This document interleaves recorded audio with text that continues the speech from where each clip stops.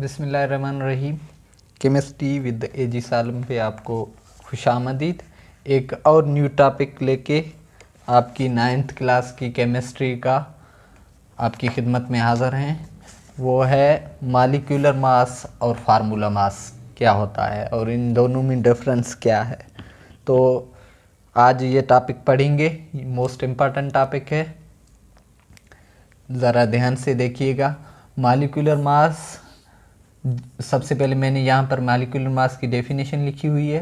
The sum of atomic masses of atom present in one molecule of substance is called molecular mass. किसी भी molecule के अंदर जो भी एटम मौजूद हैं उसके फार्मूला के अंदर उस एटम के मासेस की समीशन को हम क्या कहेंगे, मॉलिक्यूलर मास कहेंगे।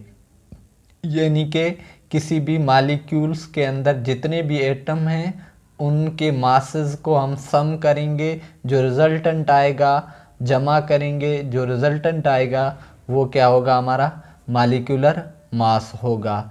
नीचे मैंने यहाँ पर मिसाल दिए हुए हैं। यहाँ पर एक कार्बन डाइऑक्साइड है, तो हम कार्बन डाइऑक्साइड का अगर मॉलिक्यूलर मास निकालना चाहें तो निकाल सकते हैं।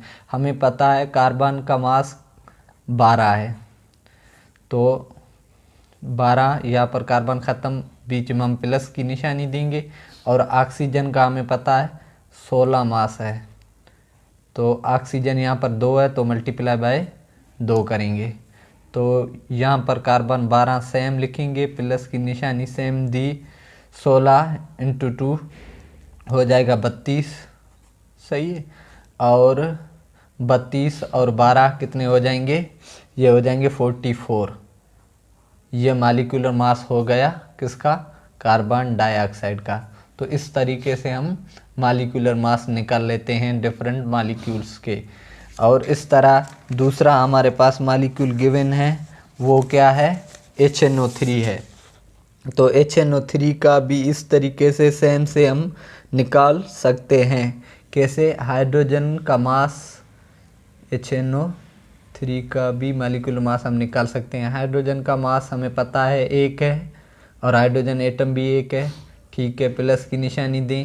फिर नाइट्रोजन का हमें पता है क्या मास है, 14 है, तो 14 लिखो, और एटम 1 ही है तो छोड़ दो, प्लस की निशानी दो।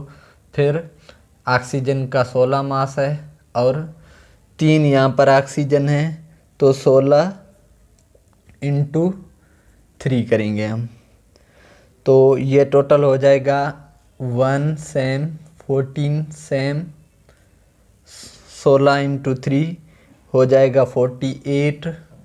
और जब इन सब को आपस में मिलाएंगे तो हो जाएगा 63 AMU।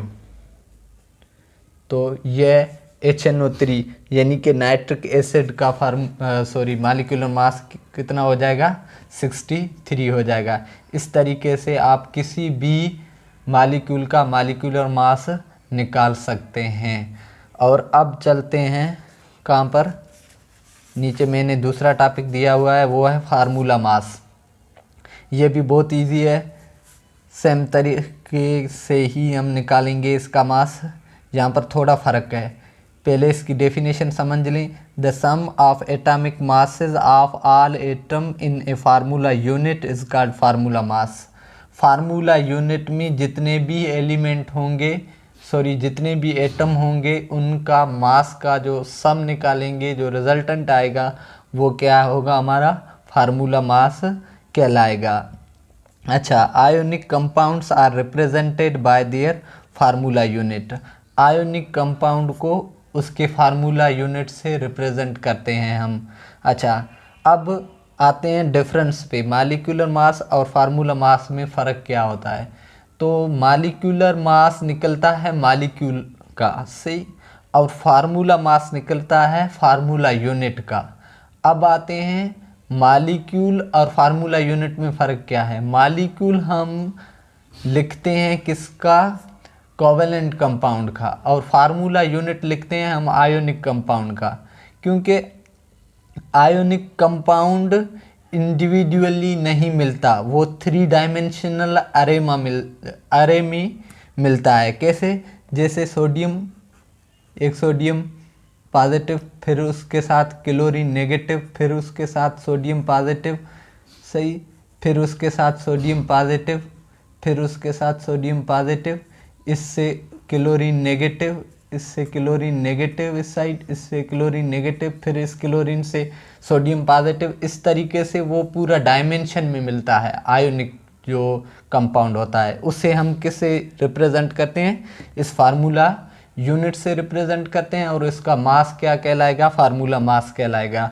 और जो मॉलिक्यूल है वो इंडिविजुअली अकेला मिल सकता है, इसलिए हम उसको इंडिविजुअली मॉलिक्यूलर फॉर्म में लिखते हैं। जैसे कार्बन डाइऑक्साइड, ये एक मॉलिक्यूल अलग हमें मिल सकता है, इसलिए इसे इसका मॉलिक्यूलर मास लिखते हैं हम, और इसका फार्मूला मास या यूनिट मास लिखते हैं। सिर्फ यही डिफरेंस है और कोई डिफरेंस नहीं है। Unlike the molecule, ionic compounds does not exist as a free single unit. Free single unit के तौर पर हमें नहीं मिलेंगे, लेकिन मॉलिक्यूल मिलेंगे, लेकिन आयोनिक कंपाउंड हमें नहीं मिलेंगे। But they exist in 3 dimensional अरे ऑफ क्रिस्टल।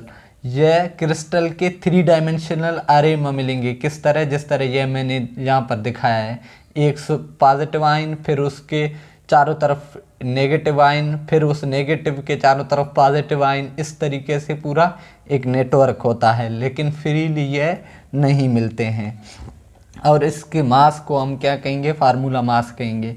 और सेम तरीके से हम इसको सम करके इसका मास निकालते हैं। जैसे जहाँ पर हमें सोडियम क्लोराइड है NaCl, इसका मास हम निकाल सकते हैं। यहाँ पर NaCl का मास निकाल सकते हैं। आपको पता है सोडियम का मास है 23 और क्लोरीन का 35.5, और ये हो जाएगा कितना, 58.5 इसका मास। अब सेम तरीके से हम एल्यूमिनियम सल्फेट का मास भी निकाल सकते हैं। हमें पता है एल्यूमिनियम का मास है 27, यहाँ पर 2 है तो इंटू 2 कर लेंगे।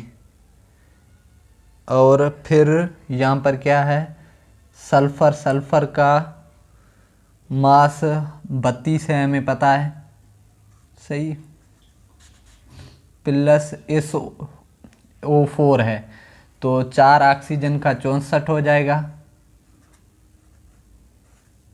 और बाहर 3 है तो 3 मल्टीप्लाई देंगे यहाँ पर, तो 27, यहाँ पर 2 मल्टीप्लाई करेंगे तो हो जाएगा यहाँ पर 54, यहाँ पर 32, 4 और 2 6, 6 और 3 9, मल्टीप्लाई बाय 3 कर देंगे तो 54। ये जब 3 इससे मल्टीप्लाई करेंगे तो हो जाएगा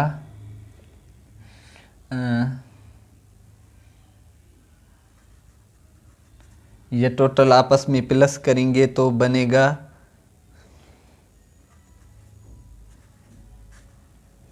इतना 342।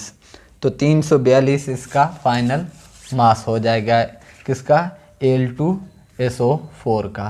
तो इस तरीके से आप मॉलिक्यूलर मास और फार्मूला मास निकाल सकते हैं।